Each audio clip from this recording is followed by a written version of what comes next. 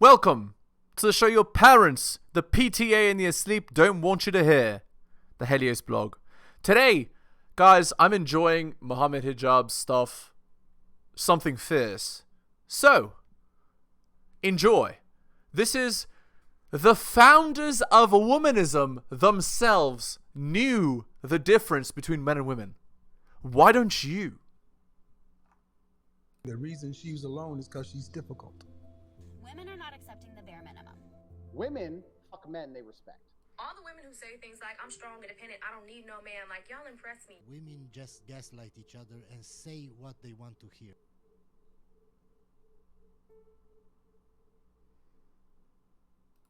One big study, one of the biggest I've seen, I think is one of, if not the biggest. I'm going to read the abstract, just the abstract of the study. Sex difference, the sex difference, yeah? It says the following, it says, the sex drive refers to the strength of sexual motivation. Across many different studies and measures, men have been shown to have more frequent and more intense sexual desires than women, as reflected in spontaneous thoughts about sex, frequency and variety of sexual fantasies, desired frequency of intercourse, desired number of partners, masturbation. What are you looking at? I'm only kidding. I was going to say you're on TV, be careful. No, masturbation, where were we? Liking for various sexual practices, willingness to forgo sex, or lack thereof, initiating versus refusing sex, making sacrifices for sex, and other such measures. Listen to what he says, and there's a woman in this as well, Kathleen Cantonese. No contrary findings. This is categorical, using a huge quantifier. No! Yeah, negating. No contrary findings indicate stronger sexual motivation among women were found.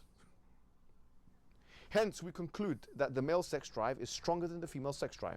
The gender difference in sex drive should not be generalized to other constructs such as sexual orgasmic capacity, enjoyment of sex, and so on. Of course, they can't check that. But this is what? This is the strongest thing you have. You're going to tell us that there's why should different things be treated the same? You see, already when we start outlining the differences, we start realizing, should there not, the question comes up, doesn't it? Should there not be some kind of catering for this difference? Okay, that's sexual difference. Is there any other difference? Yes, of course. Hormonal difference. A woman has anything between 1/10 to 1/20th the amount of testosterone a man has. 1/10 to 1/20th. Now you're telling me that has no effect? Indeed. That has a huge effect. And as we're going to find with the second bit, it even has a cognitive impact. Not just a physical one. Physically, yes. It has sexual implications, but it has physical implications on strength, speed, all of these things. All of these implications. Hormones are no joke. You know, when a woman has 1/10 to 1/20th, anything between 1/10 to 1, you can't tell me that we're going to have the same laws on every single thing in the absolute. Why should it? Moreover now, cognitive differences.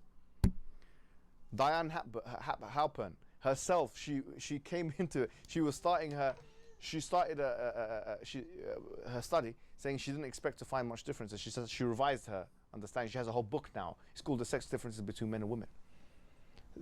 She says there's sizable, she says. Didn't even know. Cognitive differences between men and women.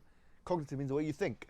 I'm not saying it means that women are cleverer than women. I'm not saying that. But there are sizable cognitive. No. Anybody that talks to women for any length of time knows that the way that women think is just different from the way men think. Just look at what they like to watch, what they like to do, what they like to talk about, and so on. It's not rocket surgery. You know, like, it's obvious that there are differences. And that's fine. Like, there can be differences, and that's okay too.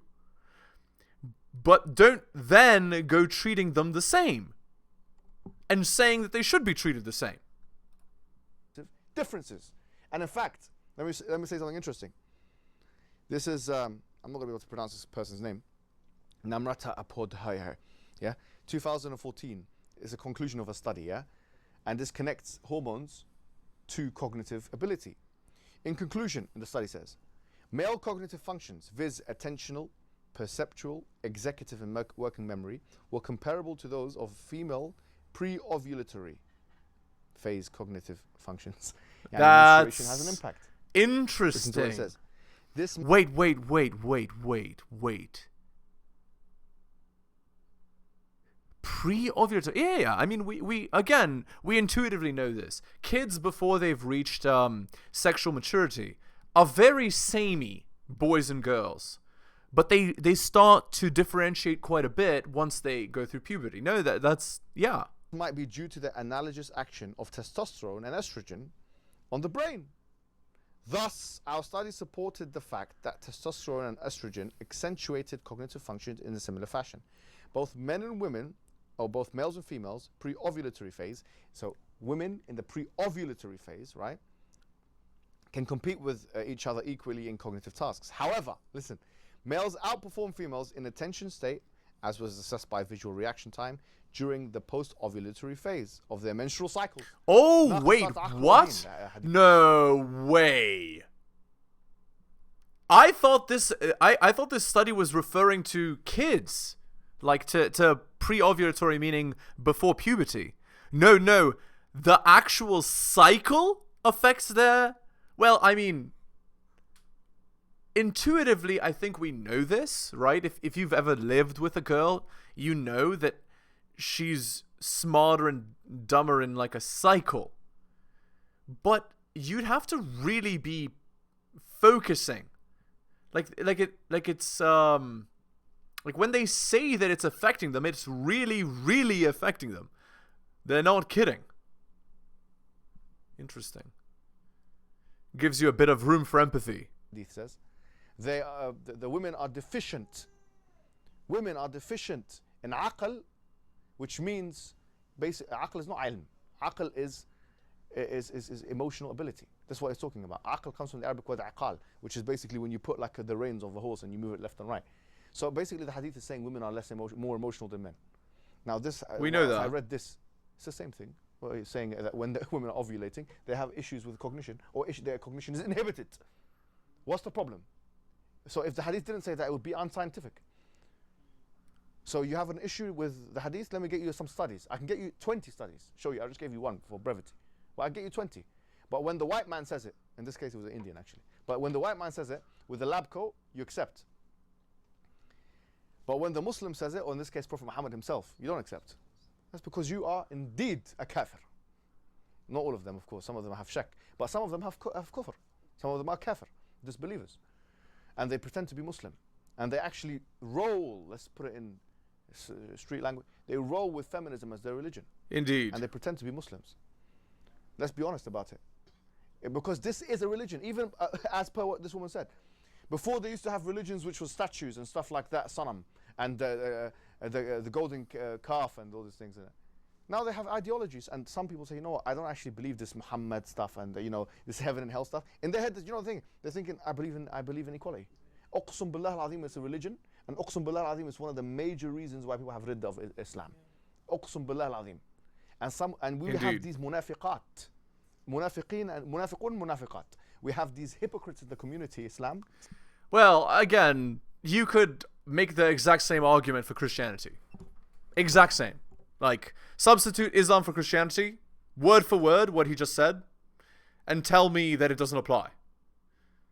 It applies 1,000 times out of 100. Same thing. Islamic community, that they pretend to be Muslim, but they believe in this stuff, and they believe it more than Islam, and they will reject Islam because of it. Uqsum billah al-azim, they reject Islam deep down in their heart, they don't believe in it. And some of them are not on that level yet. Some of them, these kinds of things, like the hadith that I've just mentioned, it will cause them shak in their heart, but it wouldn't take them out of the religion of Islam. And that I hope to say is probably the majority.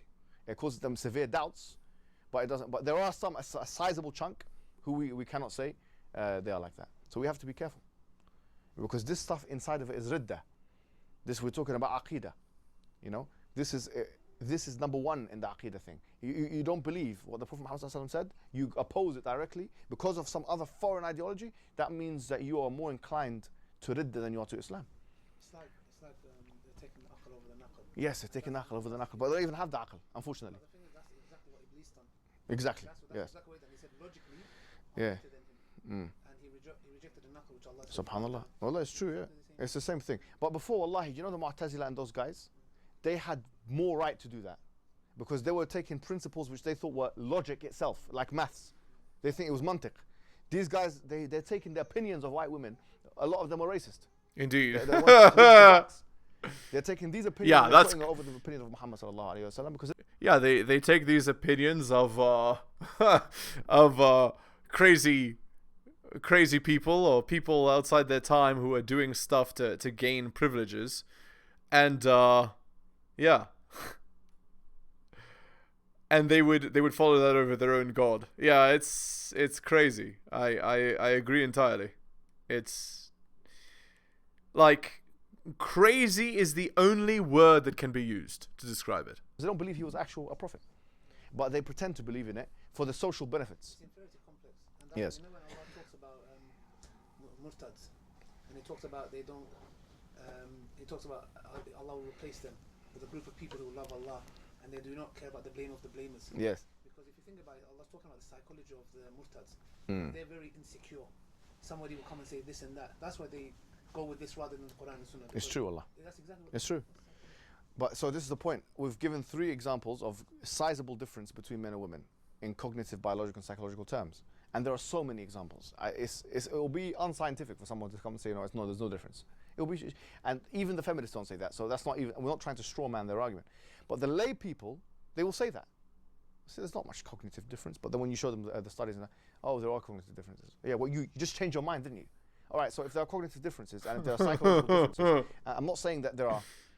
One is better than the other. We believe at takamul.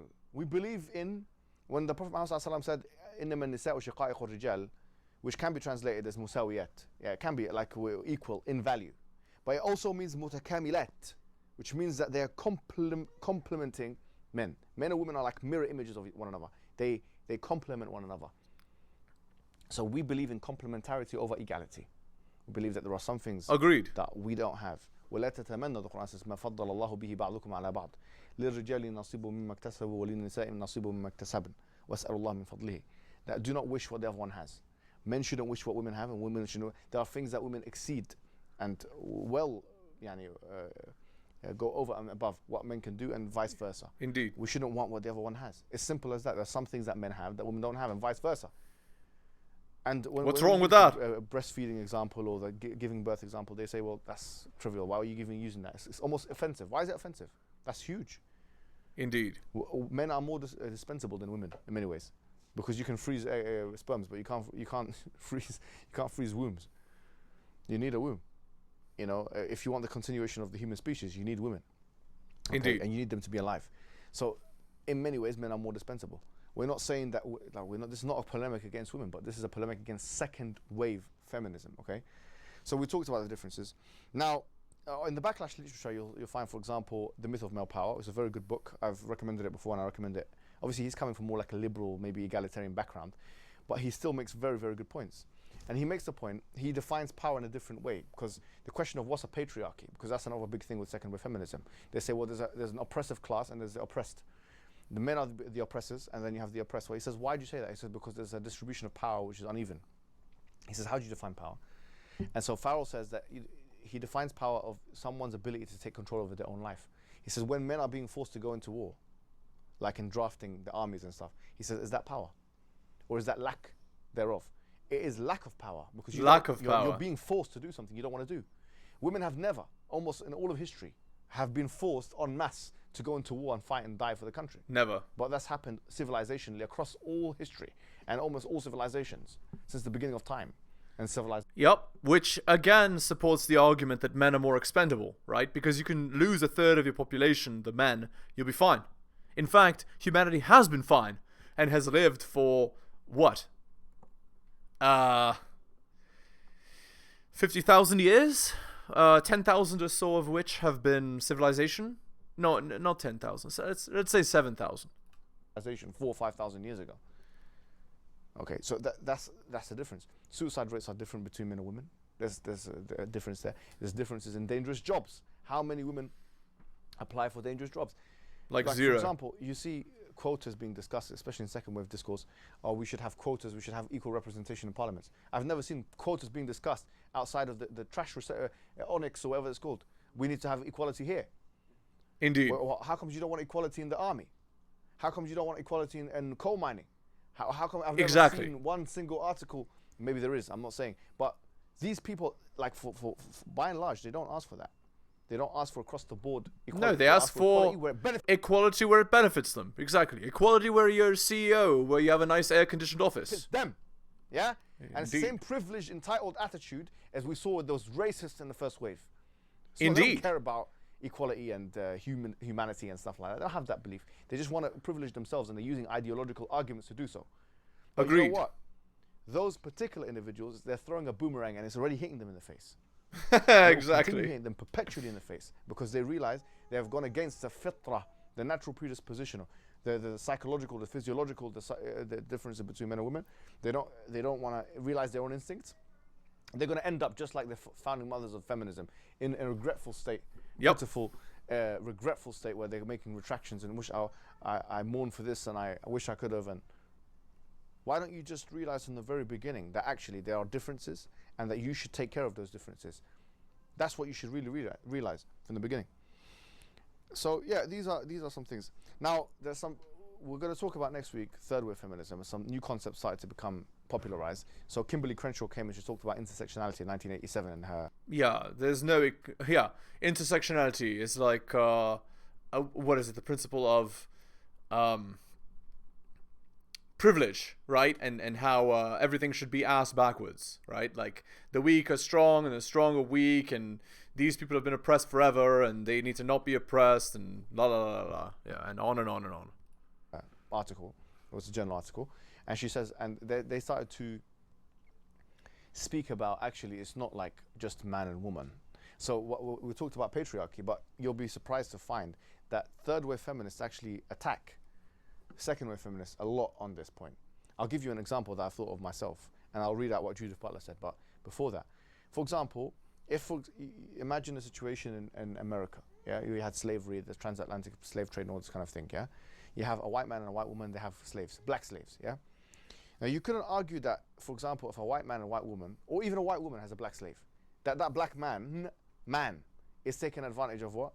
The white woman, or that he has a power superiority over her. You can't argue that.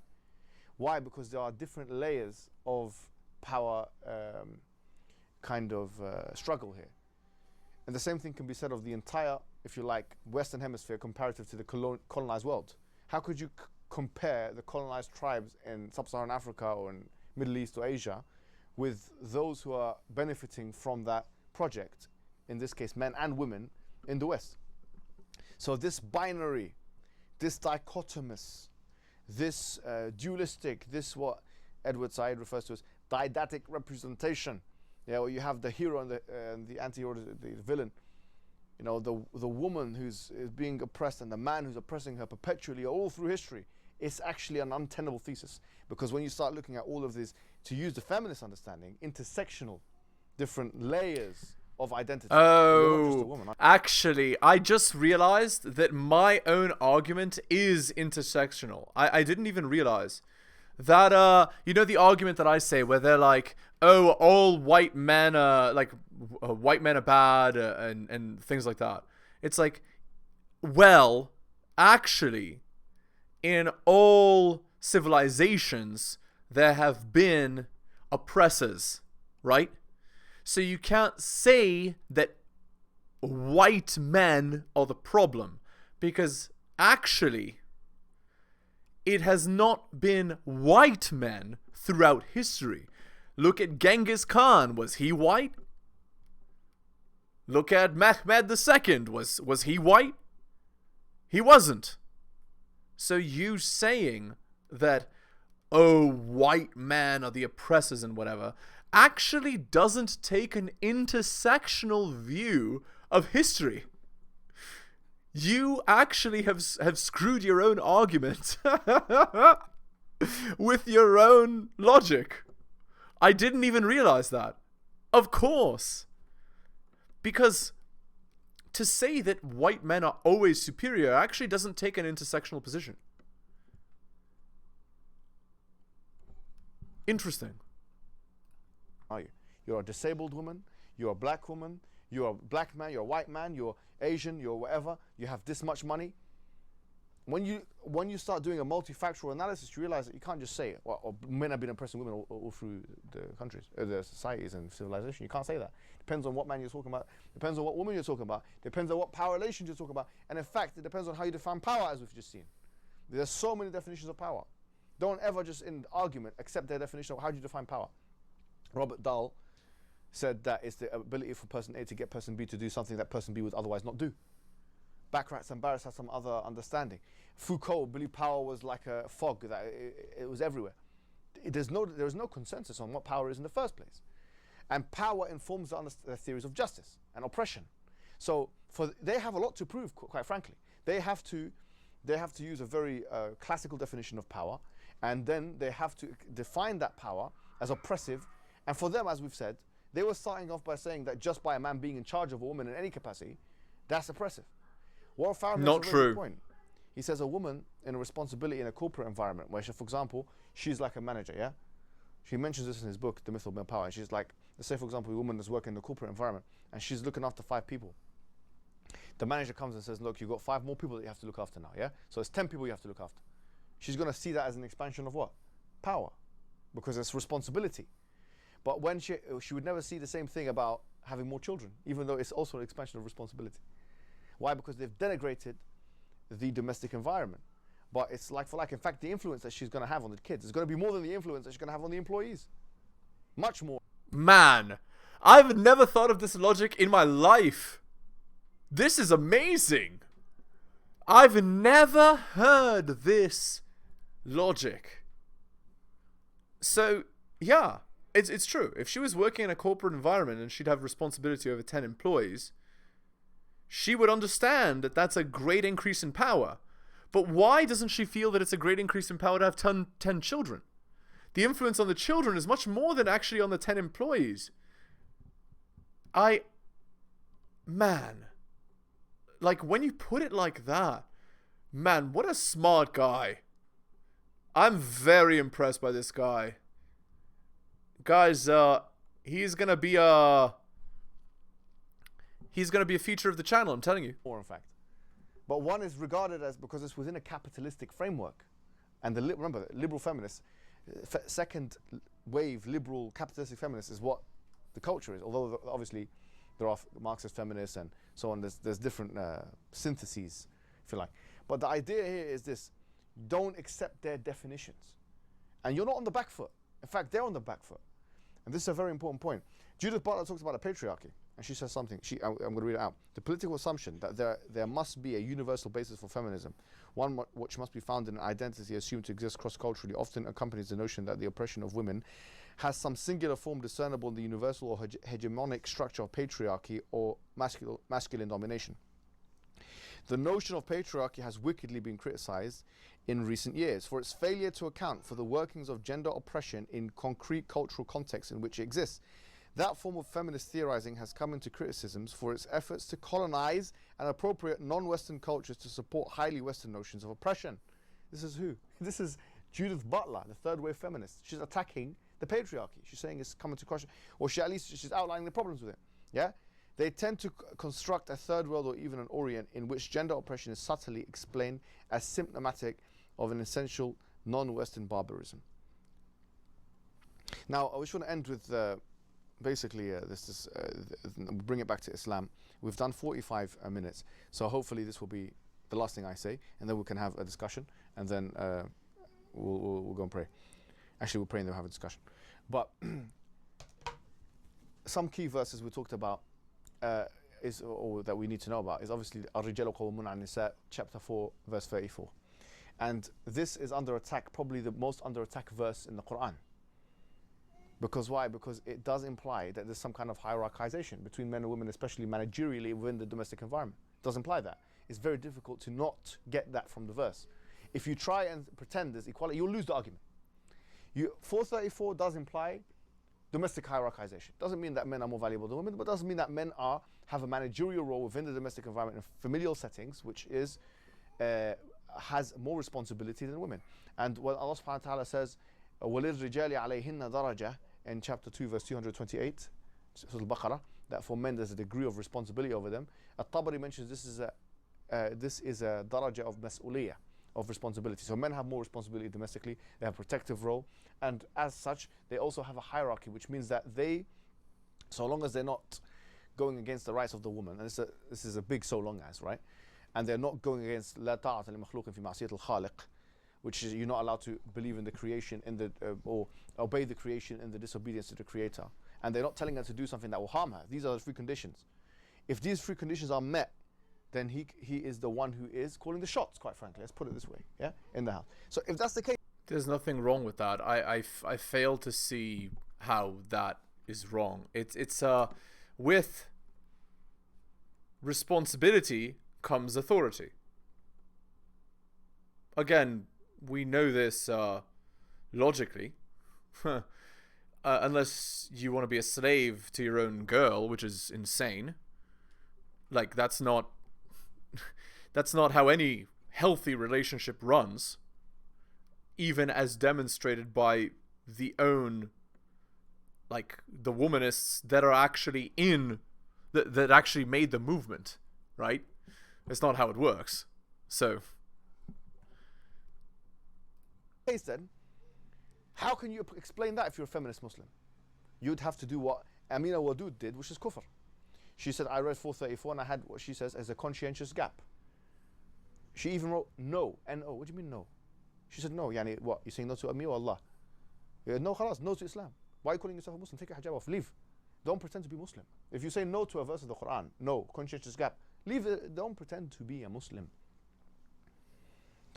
This is my point. So here the thing is, this is the danger. And this kind of thought is widespread in Western circles. We have to hit it head on. And the way to hit it is not to apologize and accept their assumptions. We don't accept their assumptions. We don't accept that there should be equality, because they only have a problem with that verse because of the assumption of equality. We say, why do you assume equality? Prove it from first principles. The bayina, or the burden of proof, إِنَّمَا الْبَيِّنَةُ عَلَى الْمُدَّعِ.